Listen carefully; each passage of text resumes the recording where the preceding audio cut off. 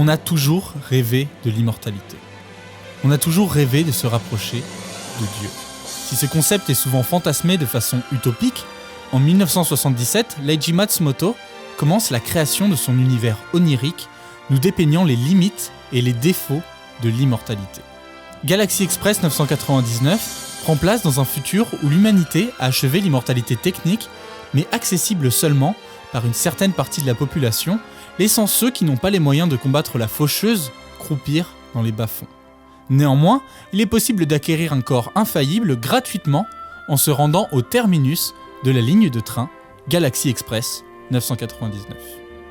Tetsuro, un jeune enfant issu de familles démunies, a toujours vécu dans l'objectif de réaliser le rêve qui est d'obtenir un ticket à bord du train de l'espace. Abattu après la mort de ses parents et frôlant le même destin peu après, peut-être qu'après tout, le Galaxy n'était qu'un rêve inaccessible. Pourtant, une femme mystérieuse lui vint en aide à condition que Tetsuro l'escorte sur le Galaxy Express 999. Rempli désormais d'espoir de pouvoir combattre la mort, il ne reste qu'à atteindre le terminus pour que le rêve devienne réalité. Mais au fur et à mesure que l'on progresse de gare en gare et de planète en planète, Tetsuro se remettra plusieurs fois en question. L'immortalité n'est peut-être pas une si bonne chose. De base, l'immortalité est un concept qui peut être profitable. Posséder un corps comme dans Galaxy Express qui stoppe le processus de vieillissement et qui plus est totalement customisable, sonne comme une chose plutôt appréciable, malgré le fait qu'on peut quand même mourir assassiné ou par accident. Pourtant, le sujet est bien plus compliqué que ça. Les humains semblent avoir tissé un lien pervers avec le personnage de la mort, comme une victime qui finit par tomber amoureuse de son kidnappeur. Votre fin ne va pas arriver dans le futur. On vit toujours dans l'instant présent, dans le maintenant. Et donc par extension, on meurt toujours dans le maintenant. À cause de cela, l'homme vit toute son existence pour se préparer à ce moment. Qu'est-ce qu'il arriverait si la mort n'était plus là ? Beaucoup de personnes vivent dans l'espoir d'avoir une belle fin de façon naturelle et on tend à vouloir admettre que la vie n'est ni trop courte, ni trop longue, juste à la bonne longueur grâce à la mortalité. Dans notre société, il est communément admis de fêter le processus de vieillissement grâce aux anniversaires, et dans certaines religions, la fin est même vue comme la porte d'entrée d'un monde utopique. Néanmoins, le fait que la vie ait un sens seulement parce qu'il existe la mort peut être contredit assez facilement. La mort n'est pas une chose qui nous arrive d'un coup, c'est quelque chose qui nous place dans la souffrance et parfois pendant plusieurs longues années, voire pour certains, une vie entière. La mort affaiblit petit à petit les êtres qui nous sont chers, leur feront perdre leur santé mentale, leur vue ou même leur sens, jusqu'à ce qu'ils s'écroulent de douleur petit à petit, dans le but de donner à leur vie un sens. Tout le monde veut vieillir, mais personne ne veut être vieux. Dire que la vie perd son sens sans son ami la petite mort reviendrait à dire que le concept de souffrance entraînerait la joie. L'homme a tendance à valoriser l'aspect naturel de la mortalité. Pourtant, ce qui est naturel n'est pas toujours bon pour lui, et il a été prouvé à de nombreuses reprises qu'il fallait combattre les choses qui nous affaiblissent. Même si la mort est une part de la vie, le choléra faisait partie de la vie, jusqu'à ce que l'homme crée les puits et les canalisations pour séparer l'eau des moisissures. Juste parce qu'une chose est naturelle, cela ne la rend pas pour autant bonne ou nécessaire. Jusqu'à présent, l'histoire a montré qu'en progressant, l'homme a su combattre, grâce aux nouvelles technologies, de plus en plus de maladies afin de devenir plus fort et vivre plus longtemps, jusqu'à ce que la mort disparaisse elle-même à son tour. Aujourd'hui, des progrès scientifiques commencent à comprendre le processus de vieillissement et dans un futur proche, des technologies significatives arriveront à remettre en question le vieillissement comme étant une maladie qui peut être combattue avec les bons outils.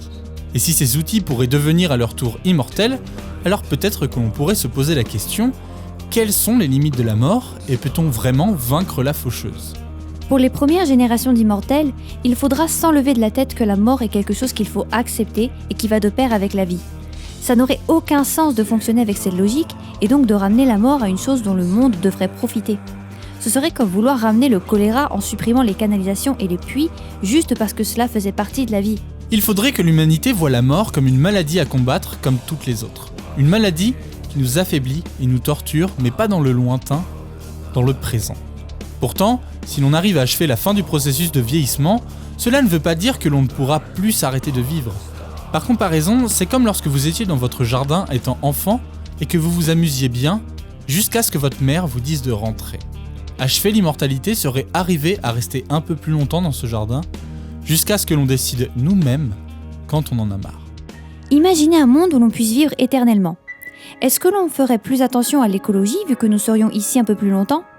Si l'on pourrait travailler pendant plusieurs années, combien de temps cela nous prendrait-il pour identifier les choses auxquelles nous sommes doués ? Combien de temps en plus passerait-on à apprendre et à s'enrichir culturellement ? Est-ce que les pressions sociales disparaîtront ou au contraire seront-elles absentes ? Maintenant que l'on commence à comprendre un peu mieux le concept général de l'immortalité, voyons comment Galaxy Express voit les choses. Premièrement, cet ouvrage est plutôt contre l'immortalité. Lors de son voyage, Tetsuro fera de nombreuses rencontres avec des personnes possédant l'immortalité technique qui sembleront plutôt mal le vivre. Pour être immortel, il faut se débarrasser du concept de mort comme étant lié à la vie. C'est un principe qui peut aider les mortels, mais qui peut nuire à la notion d'immortalité, comme on a pu le voir. Le point que présente Matsumoto est que tous les humains ne pourront pas atteindre la vie éternelle d'un seul coup. Une certaine élite commencera par avoir des corps d'immortels, tandis que les plus pauvres, eux, devront affronter la faucheuse plus longtemps. Le problème que cela engendre est qu'il est difficile d'oublier le concept de mort qui complémente la vie, si la mort est toujours là. En effet, ce sera possible, mais pour Matsumoto, cela entraînera une aliénation de la pauvreté qui verra l'immortalité comme un but social et la mort comme un échec. Les mortels ne remercieront plus la mort, ne salueront plus le processus de vieillissement et vivront chaque jour comme une défaite sur la vie. Ce qu'essaie de critiquer l'auteur ici n'est pas un argument direct contre l'immortalité, mais contre la transition entre les mortels et les éternels qui pourra être une période extrêmement difficile et inégale pour l'humanité. Si l'immortalité est donc perçue comme un but social et non comme une chose que tout le monde puisse bénéficier gratuitement, alors comment les immortels vivront le fait d'envisager la mort ? D'un côté, l'humain développera une nouvelle sorte de paranoïa. Quand est-ce que je vais mourir ? Comment vais-je mourir ? Est-ce que quelqu'un me tuera ? Si certaines personnes arriveront à continuer leur existence, d'autres voudront plutôt choisir l'option de mettre fin à leur vie eux-mêmes quand ça leur chante. Ce que nous dit Matsumoto, c'est comment est-ce qu'un immortel peut avoir le droit de se tuer lorsque la mort est vue comme dévalorisant et la vie éternelle un but social. Par exemple, dans l'épisode 5, Tetsuro rencontrera une jeune femme immortelle qui regrette d'avoir perdu son corps d'origine si pur. Elle manque le processus de vieillissement qui rendait sa beauté unique. N'ayant plus la possibilité de revenir sur sa décision, et le choix de la mort étant tellement un échec social, qu'elle vivra sa vie dans la tristesse éternelle, vouée à jamais cacher son visage. 迷いの星は宇宙で一番悲しいところ。多くの人がここに体を置いて遠くへ旅立った悲しい星。いつの日か自分の体が懐かしくなって人々が帰ってくるという星だから。 Achever l'immortalité ne veut pas dire avoir réussi sa vie. On peut rester coincé au même endroit à faire le même boulot pendant des années sans jamais que cela s'arrête. Par exemple, dans l'épisode 2, il y a un couple d'éternels qui vivent sur Mars. Mais la planète, dans l'univers de Galaxy Express, étant devenue extrêmement hostile et n'attirant plus personne aujourd'hui, il leur est impossible de gagner de l'argent pour s'enfuir. Ils sont donc confinés sur la planète rouge à vivre une vie qu'ils détestent. Lorsque Tetsuro arrivera, le couple lui exprimera à quel point il doit chérir son corps naturel et sa capacité à pouvoir mourir quand le temps est venu, contrairement à eux qui ont fini par le regretter. Être immortel suppose aussi qu'une nouvelle sorte de délinquance pourrait faire surface. Si qu'importe les actions que l'on commet, vol, viol ou meurtre, les punitions n'auraient pas d'impact sur nous à cause de notre immortalité, cela pourrait pousser plus de monde à vouloir empiéter sur la liberté des autres. Les nouvelles formes de punition devront être mises en vigueur. Matsumoto a vraiment une façon unique d'aborder la question de l'immortalité au travers de son œuvre poétique et envoûtante. Chaque épisode apporte encore plus de profondeur au sujet et il est impossible pour nous de vous présenter toute la complexité derrière l'argumentation de cet auteur de génie et préférons nous arrêter là dans nos exemples.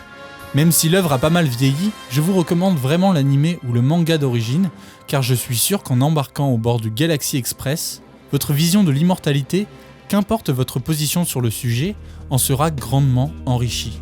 Êtes-vous prêt à devenir éternel en défiant la faucheuse ou préférez-vous choisir une mort humble et plus naturelle ?